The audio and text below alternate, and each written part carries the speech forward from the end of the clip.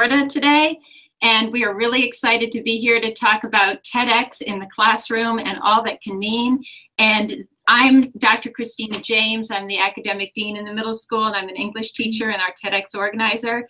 And I would like my students to introduce themselves now. Hi, I'm Michelle Pfeiffer. I'm in 9th grade. I'm just going to be putting this paper up. Please tweet us out. We're #4. Okay, and we've got a slide for that as well. Go ahead. I'm Sophia Liveris. I'm in 8th grade. I'm Crystal. I'm in 9th grade. So we are very happy to be here.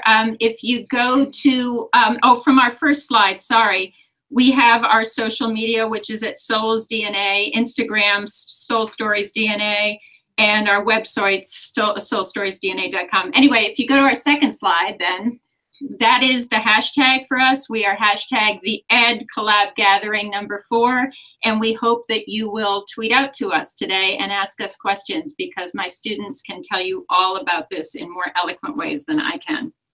So at the beginning of the year in my middle school English class, probably 2 or 3 years ago, one of my students asked me what we were going to do in school that year. And he just asked me so quickly the first day, and it was such an imminent question that he said, what are we going to do in English? And I said, I had to think fast. So I said, I think what we're going to do this year is learn to be Scooby Doo. So if you go to my first slide, I have a little, not a Scooby Doo that will violate copyright, but somebody who dressed up like Scooby Doo.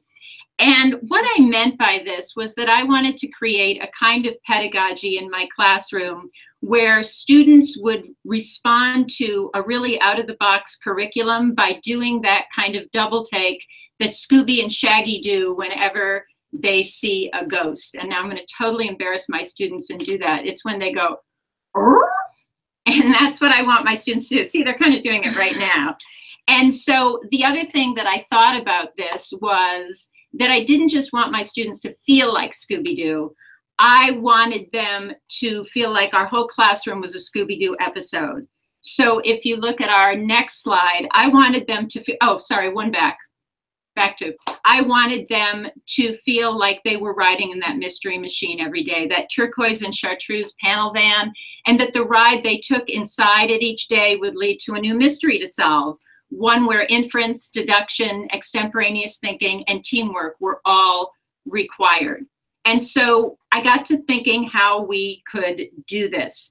And before we go into how we do it, I want to talk about someone who I think you all know on Twitter and who I just love and I follow, and I'm, love her to death.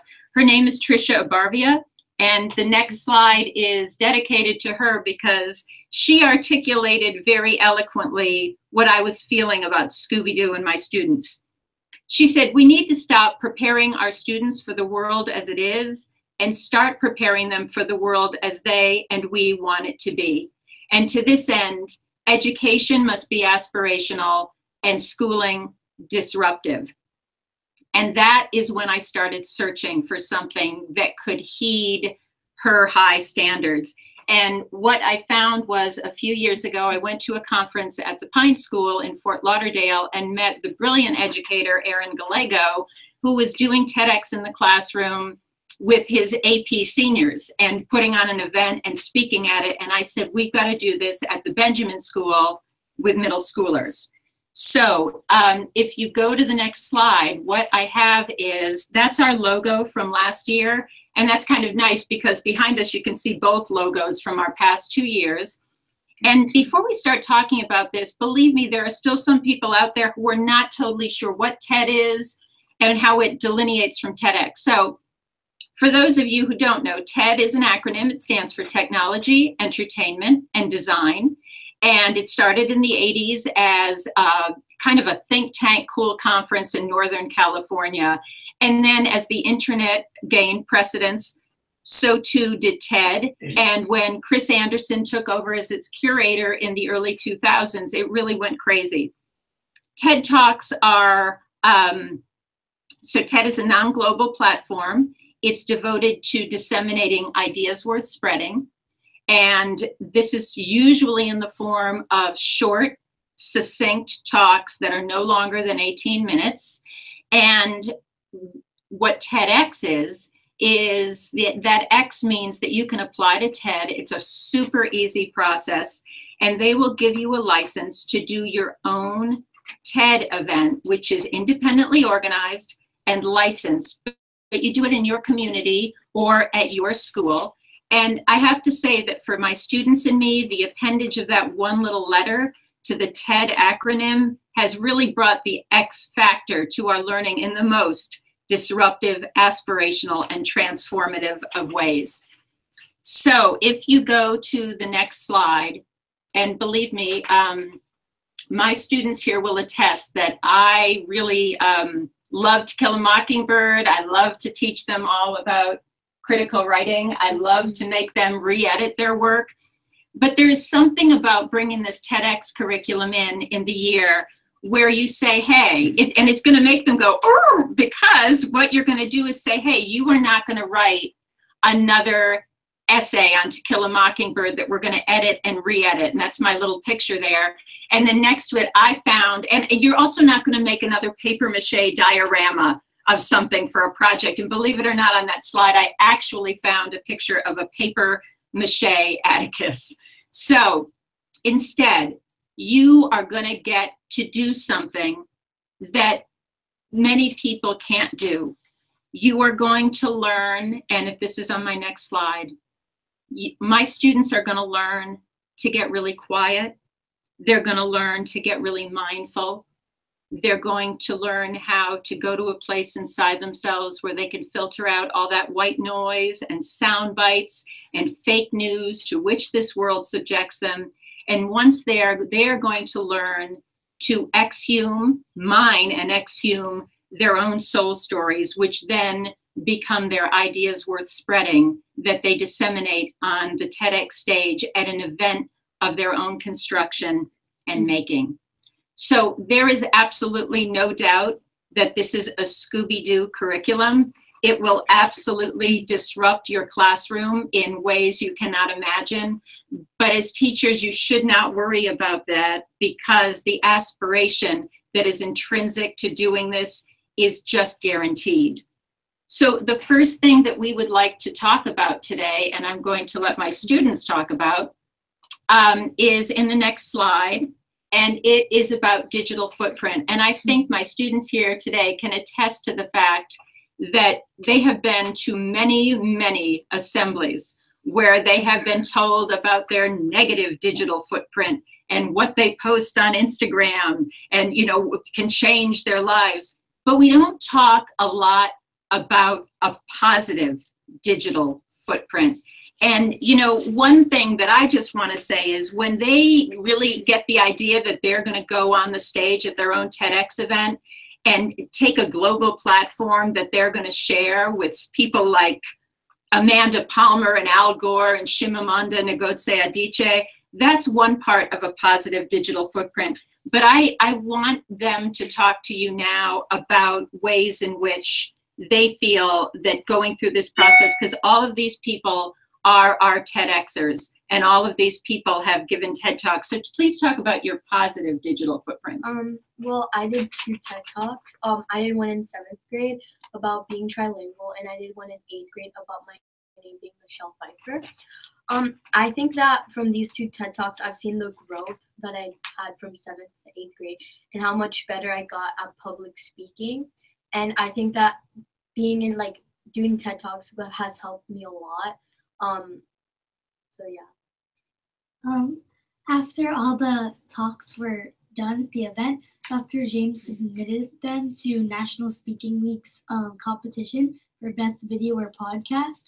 And mine actually came in first place, which was amazing because now when you Google my name, you see my talk and the article about my work. Yeah, my positive digital footprint was from my talk because people came up to me like Publix or at church and they all like knew who I was and they're like, oh, we watched your TED Talk, and it was just like cool that they saw a part of me that was posted from doing a school event that you wouldn't usually see. So. Good, and we're going to talk more about positive digital footprint and later in our presentation, but just imagine the difference between sending in an essay when you're applying for a high school or college internship, or sending in an essay for college and being able to submit a digital portfolio of your TED Talks and the growth you've made sequentially over the years. It's a big difference. So the first thing we're going to do before we really talk about snapshots of lessons we do during the year to make this all happen is talk about the difference between being a TEDx organizer when you're doing an event with adults and being a TEDx organizer, as I am at the Benjamin School, when you are working with students and what we call our Soul Stories DNA curriculum. So when you are a TEDx organizer for adults, you've got a lot to do. You've got a lot of moving parts. You've got to look for a venue. You have got to do publicity. You've got to curate your social media. You've got to find sponsors. You've got to think of innovative things for your audience to do. You've got tons to do.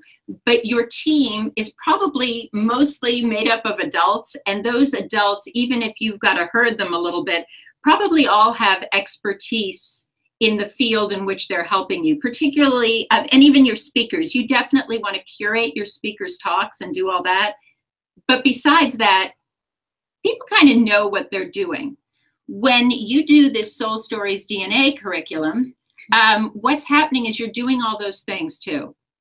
Your students are organizing the event. Could you close the door? Because I think we're getting a teeny bit of feedback. Okay. Your students are definitely doing all these things. They're going to curate social media. They're going to pick a logo. They're going to call sponsors. They are going to work on tech that day. They're going to do all those things, but the first thing you've got to do during the year is teach them how to do all that stuff. And in addition, they are going to learn to talk about their soul stories and get up on the TED stage, because 35 of those students are going to actually take the TED stage. So in other words, the difference between being an adult TEDx organizer and a Soul Stories DNA student TEDx organizer is you teach them all the skills while you do the same stuff. So what does this look like? If we go to the next slide, at the beginning of the year, your task is twofold as an instructor. You have got to make sure of two things. First of all, you need buy-in. So if your students don't care about TED, none of this is going to happen. So you've got to first steep them in the culture of TED. You've got to show them lots of TED Talks. You've got to make them feel that taking that TED stage and organizing this event all year is worth their while, because it is like akin to getting on stage with, I don't know, who's your favorite musician? Concert. Beyonce. Beyonce. You've got to make them think that they're organizing something that would be as cool as organizing a Beyonce concert and getting to go on stage with her, which is not hard because TED is cool. But you've also got to create a classroom in which they feel safe taking the intellectual risks they're going to need to take to accomplish this. So two things that need to, in that classroom needs to be brave, it needs to be kind, it needs to be safe, and you need to be a warm demander. And I'm just going to shout out to the Educators Summit in Philadelphia, because this year I went to Angela Duckworth's conference, and they talked a lot. I know it's an old concept, but they talked a lot about being a warm demander. And a warm demander is a teacher, of course, who holds you to really rigorous standards, but at the end of the day, you know he or she has your back. And you would actually, as a student, doubt that teacher if he or she ceased to hold you to those rigorous demands. And I know they know I'm a demander. I hope they have come to think I'm a warm demander. All right, if we go to the next slide, what I want my students to talk about right now is, since we needed to get them to buy into TED, we needed to show them great TED Talks at the beginning of the curriculum. So they said, yeah, I'm in. So I want them to each talk to you about the first TED Talk when we started this curriculum that really spoke to them. I saw a TED Talk by Derek Sivers, and it's called How to Start a Movement. And I thought that it was an amazing TED Talk. And it was about, so there were people on a large field, and there was a large crowd. And then one person started dancing to music. And then another person started coming in, and then a bunch of people started joining and dancing. And Derek Sivers asked, who was the leader? Was the leader the person that first started dancing, or was the leader the second person that started dancing, the person that joined in? And this TED Talk really gave me an inspiration to do one TED Talk about myself. My TED Talk on screen is Diana Nyad's TED Talk, and she's the woman that swam from Cuba to Key West, and she had tried this like 5 or 6 times, and she never gave up, and she was finally successful. So that like inspired a lot of people to do things and never give up.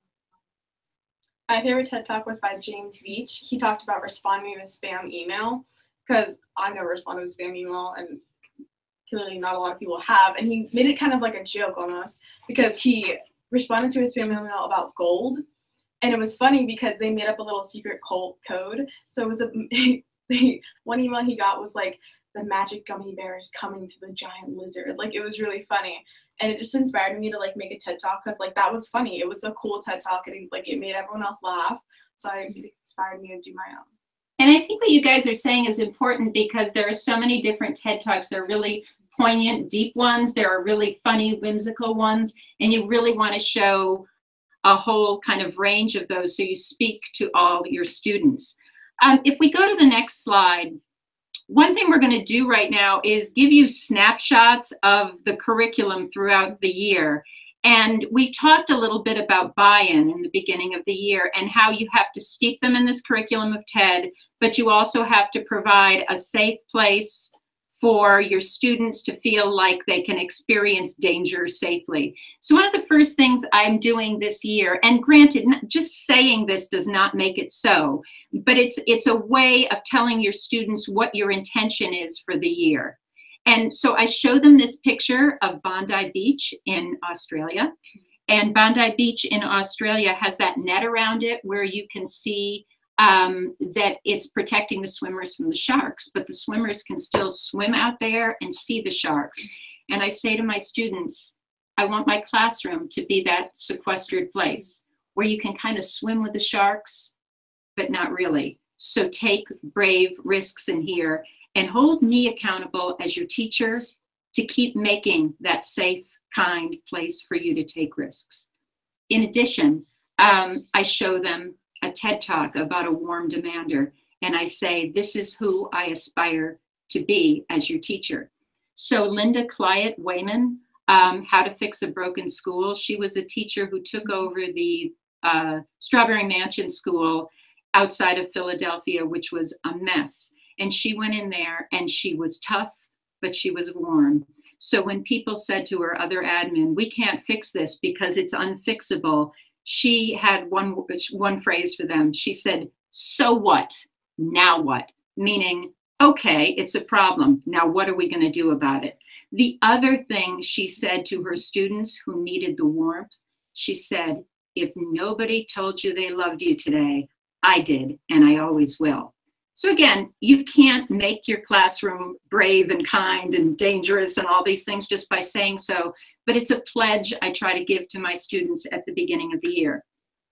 In the next slide we have, this is another snapshot from, I'm just checking time here, to making sure our classroom is a brave one. You're preparing your students not only to take the TED stage, but to be able to go out and use their voice to do more regular everyday things, like ask for things in the world. And one thing your students are going to have to do is go out and get sponsors for your event. They're going to have to call up places and say, hey, we're running a TEDx. We have out-of-town speakers. This is a hotel. Would you mind giving us a few hotel rooms and we'll put you in our advertising? Nobody wants to do that. That's scary. So the next thing we do is we show them TED Talks that talk all about asking and not fearing rejection. So one of the first ones we look at is Amanda Palmer. She's kind of a punk rock cabaret musician. She herself says her music is not for everyone, but she talks about how she used to be one of those white painted statues in Harvard Square and how she did this to make money to support her music career and how it was all an exercise in asking and receiving. When someone gave her money, she would extend out mechanically and give them a flower. and she would look in their eyes, and they'd have an interplay of asking and saying thank you. She extended this to her music career. She was the first person who got on Kickstarter and raised $1 million for her album by asking her fan base what they'd like to play, what they'd like to pay. So what she did was not make people pay, she asked. And she extends this in her book, The Art of Asking, to say there is power in asking. The other talk we watch is Jia Zhang. Jia Zhang is a gentleman who wants to be the next Bill Gates, but is also terrified of rejection. So for 100 days, he went out in the world and filmed himself asking for highly improbable things that were probably going to get rejected in order to inure himself to rejection. He asked for a burger refill at McDonald's. He asked to plant a flower in some random person's house, knocking on the door. He learned a few things. If you ask a few questions, you can turn a no into a yes. If you can't turn a no into a yes, it probably doesn't have to do with you that much. And sometimes someone will say no, but say, I know someone who will say yes, and that's called a referral. Once your students watch this, we have them go out into the world and film themselves seeking out a request that has a high probability of rejection. They come back with that film and they do a little talk in class. The next week, we bring in our advancement team and they help them make those calls to the Holiday Inn or the Marriott and say, hey, we need some rooms. Now, when we do that assignment, granted, there's parental approval. We approve the things they do. And any request that they make seeking rejection, the criteria is it has to have an initiative within it that's going to spread kindness in the world. So it's all done very safely. The next slide, which is my favorite, I am wearing my theme costume that apparently I always wear, like this is my version of the Charlie Brown outfit. I was recently at TED Global in Tanzania, like a real TED event, and they gave teachers, they gave audience members an opportunity to come up on the stage and say something about one of the talks. So I got a minute on the TED stage with 11 other people, and I didn't get to practice. It was horrifying. My hand's shaking and my voice is very shrill. But you know what? I had to show that to my students because I had to show them that it's hard for me too, and that I won't make them do anything that I won't try myself. So tell me, and they treated me with probably more compassion than I treat them when I make them get up on the stage. I thought it was actually really good because she was giving her opinion about the talk, like in general. She responded to it. She said like how she could relate to it, and it was just like it was inspiring, and it was cool to see how she struggles with the same things that we did when we were preparing for the talks. I didn't really think it was that bad either. I mean, I think she's kind of overreacting, but I think that she did a really good job considering she didn't get to practice or anything. But it was nice to see that she struggles with the same things that we do. Yeah, and even though she didn't get to practice, I still think you did a very good job. You said that someone was up there watching you, like what's his name? Person. Oh yeah, the curator of Chris Anderson was right next to me. Like that's like amazing that you did so well. Like if I would have done that, it wasn't that bad. You keep thinking it's so bad, but it wasn't. It was so like good. You made us practice a lot for our TED Talk. But you've never actually made us just go up there and start talking about something, and that would be something way different. And like you did that, and I think that's. And I don't grade them anywhere. By the way, they're not in my class, so they don't have to say this. But you know what? It's a very important lesson in teacher empathy. Is being nice now, but they all can tell you anecdotes of when I've been like a bad middle school Bob Fosse, and I'm out there yelling, "Come on, more power, more expression, do this, do that." And it's easy to do it when you haven't tried it yourself. So in fact, another thing I would tell you is find a TEDx event that's not yours somewhere. Take your kids, go out and do a TEDx talk and watch them watch you and feel what it's like before you go and start yelling at them to, come on, what's the problem? Get up on that stage. Okay, another snapshot we want to give you of a lesson we do is forget about putting on the event now. Let's talk about finding our soul stories and how we actually get kids to do their TED Talks. So one of these things is we show them the TED Talk by Elizabeth Gilbert, which is your elusive creative genius, and how she talks about ideas. And also, I can't recommend enough for people who are struggling with the creative process. Her book, Big Magic, is amazing. But what she talks about is the idea that ideas are out there waiting. You don't go home and say, let me think of a TED Talk. You have to be in that mindful, quiet, brave place where you can see the idea that's waiting for you. The idea is going to wait for you. If you're in the right place, you're going to see it. It's kind of finding your life partner. Only with ideas, you find a number of them over time if you're receptive to them. She actually talks about the poet Ruth Stone, who used to work in the rural fields of Virginia. And she would say that when she was out there, the idea for a poem would come on her like thunder. And all she could do was run like hell to get a pen and paper so that she could write it down.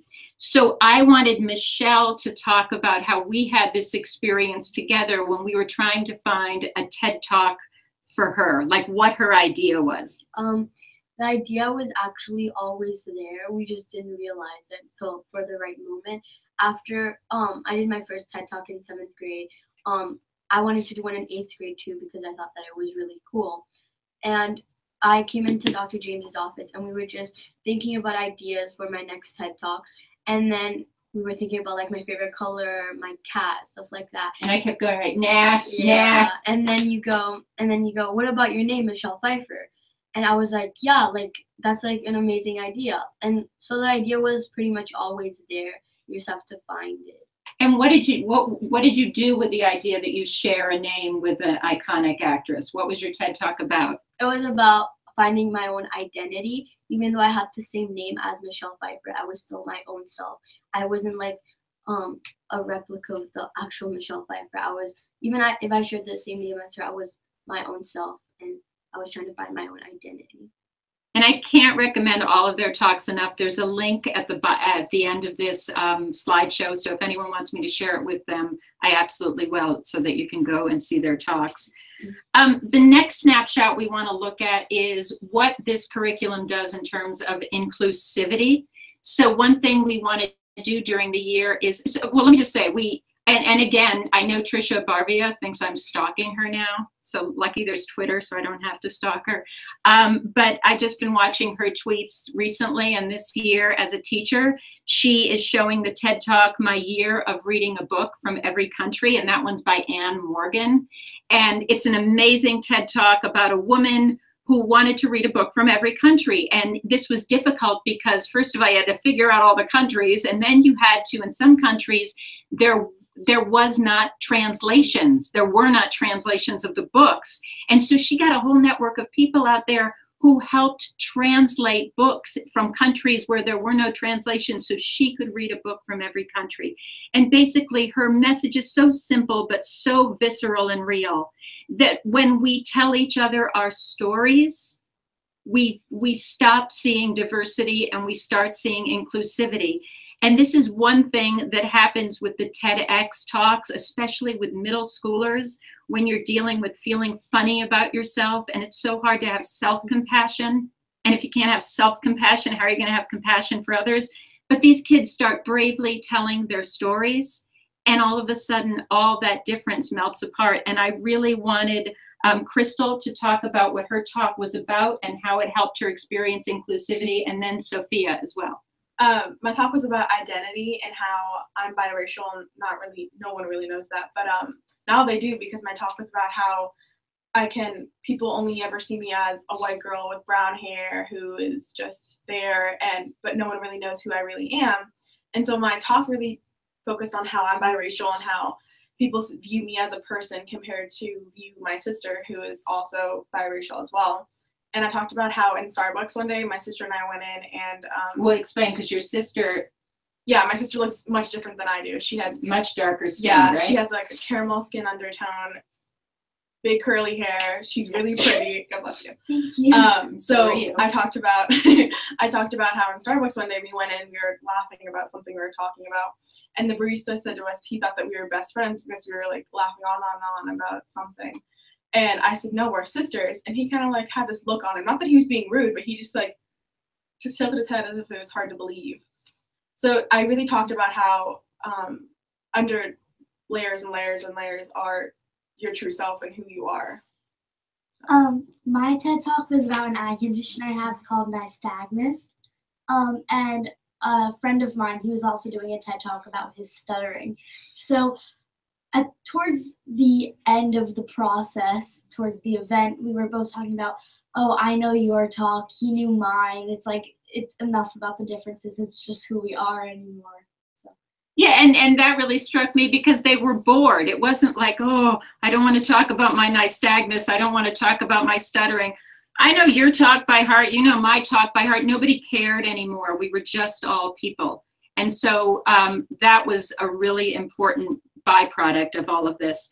So my next slide is, I'm anticipating what some of you might be thinking, but I can't do this, can I? Yes, you can. So the first thing I want to say is, the one thing I'd say you have to have, so hopefully you do have, is visionary, out-of-the-box leadership at your school. I really need to shout out to our head of school, Bob Goldberg, who is absolutely amazing and visionary and charismatic and wonderful and lets us do all this stuff. And then our head of middle school, Mr. Charles Hagee, who he just says, great idea, run with it. And he's there for us all the time. So you do need leadership in place that wants to support this. But other than that, what I would say is, this is easy to do. This doesn't require a big budget because, first of all, those things that are big budget items, you can get sponsors. Your sponsorship money can't go back to your school. It has to go back into your TED event. But when you go out in the community and say, we want to do a project that privileges the voices of our students and lets them speak on a platform with a bunch of elite adult guest speakers, because we also do bring in adult guest speakers, and that we want to have this amazing community event, camera people will show up. If you have a school, you probably already have a theater. And if you don't, a venue will come to you if you ask the right people. In addition, I would just give you a little bit of advice. Oh, and also I would say mind your connections. You start telling people what you want to do, you're going to be surprised who you find in your community who knows somebody who would want to speak or has connections for, you know, hotel rooms for those out of town guests, all of that stuff. And once you get going, be selective in the adult speakers you bring in. Don't look for big names as much as big ideas, and mind your speeches. You know, focus on your student speeches as well. But when you ask adults to speak, and usually we have 5 or 6 sessions with students doing 4-minute and 30-second speeches and 2 adult speakers. But, you know, curate the speeches. Make sure you work with your adults all year. They will not be insulted. They need to understand. They may be great speakers, but they probably don't know all the elements of TED. You need to give them a time limit. You need to hear that speech, and then you need to see where it goes in line with all your speeches. Also, get in touch with me at soulstoriesdna.com. I'm happy to help. Also, the TEDx community is incredibly, incredibly supportive. Once you hook up with them, they will help you all the time. They're amazing. In fact, I was just at a TEDx qualifying event when I was at TED Global in Tanzania. I met 350 other TEDx organizers, and now I'm on Facebook groups with them, and they help you with everything. Okay, and speaking of them, I wanted to bring up my next slide, which is Elena Krescia. She is an amazing TEDx organizer, and if you want to talk to somebody about advice, tweet at her. She does TEDx Sao Paulo. She was one of the training sessions I went to in Tanzania at the TEDx qualifying event. She started with a 200-person event. Next year, she said, gee, I'd like to go to 450 people, and she rented out a venue. And her friend said, Elena, this is $6,000. What if we don't sell it out? And Elena said, well, I can sell my car. And it sold out in a half hour. Next time, she is now, to make a long story short, using a soccer stadium, and her TEDx event is 8,000 people. And what she said was just so simple, but so inspirational. Take a step out in front of you and trust the floor will extend beneath you. That's the paradigm. That's what we want our students to feel as they take a step into fear and risk with this curriculum. And it's what you have to feel as a TEDx organizer and a teacher going forward in this. In my next slide, I want to show you some of the people we got to speak last year. Some of them reached out to us once they knew our event was coming up. Tina Riney, who became an aerialist at the age of 41, was incredible. And she is hugging in that one picture Steve Karras, who lives right down the road from us. And he is a former New York City ballet dancer. And he was George Balanchine's ballet photographer. And then there is John Hockenberry from The Takeaway. And I got him because his wife and I went to school together. And we had a lot of other people. We had Cynthia Lowen, who was the documentarian who made Bully. She just happened to be around here. So you can do it. I would like to go to my next slide, which is the benefits of being a TEDx organizer. So this year I did get to go to TED Global, and TED Global was in Tanzania. I applied as a TEDx organizer. You get a really low rate if they accept you to go. And once you go, you get to see all the TED Talks. And of course, we went to a TEDx training event that qualified me from doing an event of 100 people to an event over 100 people. So this year, our plan at the Benjamin School is to fill our 900-seat Benjamin Hall, sell it out, and we've got an amazing event. I wanted to show you also in that slide, there's a picture of me with all the TEDx organizers outside the theater. We got to go to Arusha National Park. I'm there with a waterfall, and we just learned so much, and it was incredible. So those are some of the things. You get to be part of a great family, and you really learn so much, and you get to go to TED events, which is incredible. I would like to go to our next slide, which is a save the date slide. We will be live streaming. Our next TEDx Benjamin School event is on April 21st, which is a Saturday. If you're in the Palm Beach Gardens area, please come. We'll be selling tickets soon. We're going to have a Guinness World Record broken. We haven't decided on it yet. We have to decide on one. Yeah. We are going to have a flash mob, and we're going to have some amazing speakers. You can follow us on TEDx The Benjamin School or TEDx Benjamin. Some of our speakers on the next slide. We have Ernesto Ciroli, who is a global sustainable development expert who has already given the viral TED Talk, Shut Up and Listen.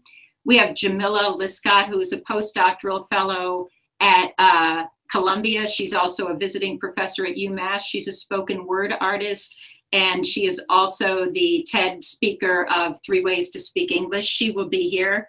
Carrie Morrison is the president of Live Like Jake, which is a foundation which is local, which tries to support swimming safety for infants.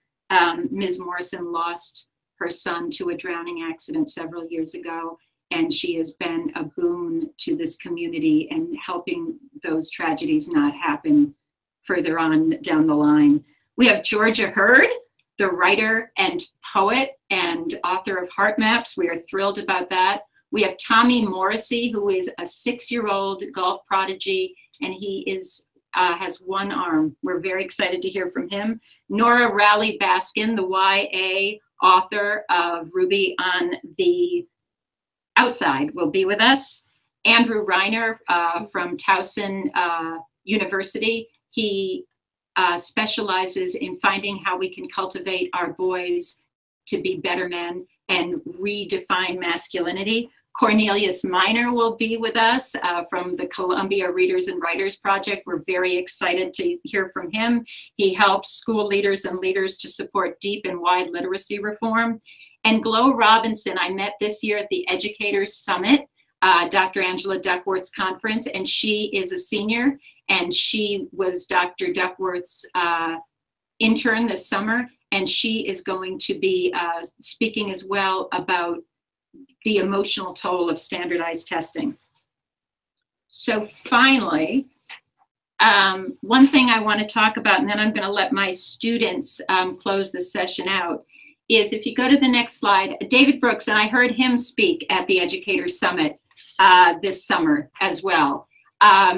He wrote the book, The Road to Character, which is incredible, and he also gave an adjoining TED Talk about if you should concentrate more on your resume virtues or your eulogy virtues. Obviously, the first is those virtues that are going to make you a go-getter in the world. And the latter is those virtues that are going to make you a good person that people are going to speak to when they eulogize you at your life's end.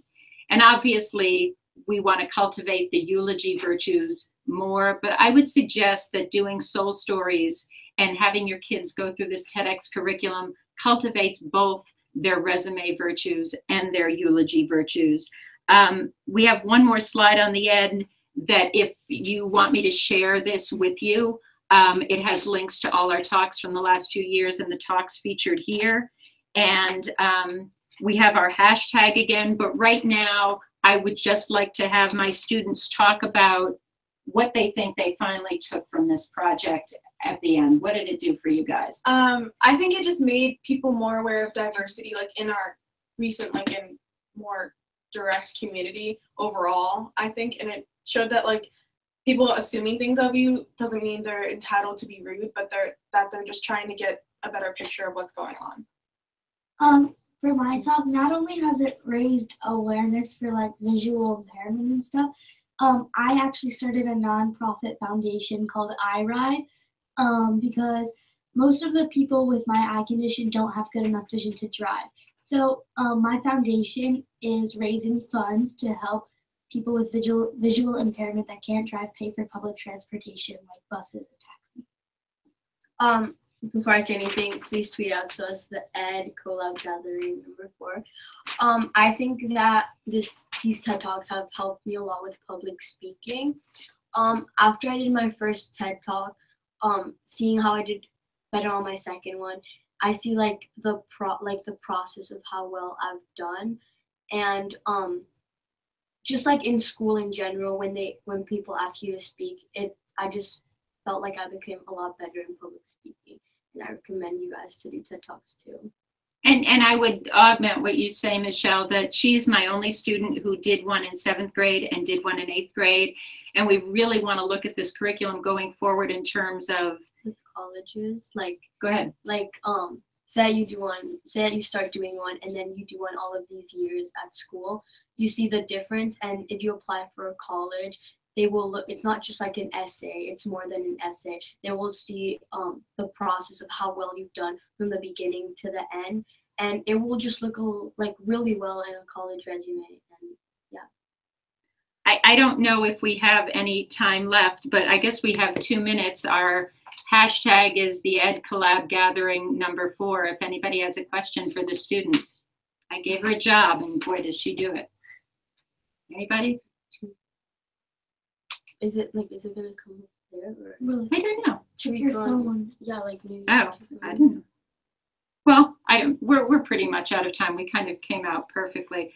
We are so grateful for the opportunity to be here today, and I'm so grateful for my students to have this opportunity because, again, it's one of those out-of-the-box learning experiences where now on their resume they don't just have a TED Talk, they've presented at a educational conference, and for that we are very grateful, and I'm very grateful to have students who have such equanimity and presence and skills of oratory that they can do that. So thank you again, and we're ready to enjoy the rest of the conference. Thank you, Cristina, girls. That was really inspiring session today. I'm sure lots of educators around the world are having many ideas and thinking about introducing soul stories in their curriculum, in their classrooms. So yes, we can definitely reach out. Here's Cristina's information and the TED Talks that the girls presented again. So do reach out to Cristina at her email and check out the girls. Girls, do you want to say one? Do you just want to quickly give us your names again and your TED Talk quickly? I'm Michelle Pfeiffer. Names of our TED, like what we did. Yes. I did one about being trilingual and languages, and I did another one about my name being Michelle Pfeiffer. And it's called The Other Michelle Pfeiffer. Michelle Pfeiffer. My name is Sophia Lippers. My TED Talk was about nystagmus and the power of asking, and my TED Talk is called Couldn't Ask for More. My name's Crystal Paldo, and my TED Talk is called Identity. Was it Exploring Identity? I don't know. Something with it. And again, we'd be happy to send you all the links as well.